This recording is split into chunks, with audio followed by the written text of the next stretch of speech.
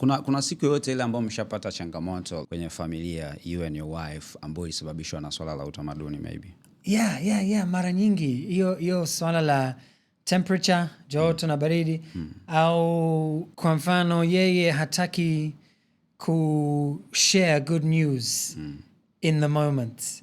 Lakini sisi wazungu tumezoea like mwanamke akiwa na mimba miezi 3 tu una post Facebook, una post Instagram, una post TikTok. Tanzania hapana, si ndio?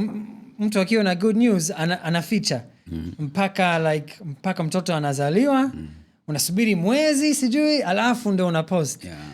That's something like tunabishana kidogo. Sisi ni couple like ya kawaida kama couple zote.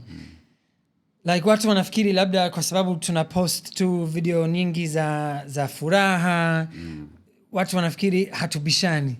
Lakini no, like tunabishana, tunagombana sometimes vibaya.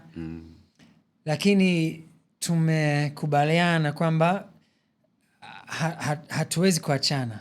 Yani tunapendana sana, sio tu kwa sababu ya watoto, lakini tunapendana sana.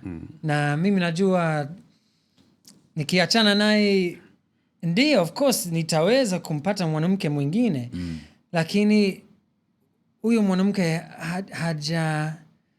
hajazaa watoto wangu. Sure.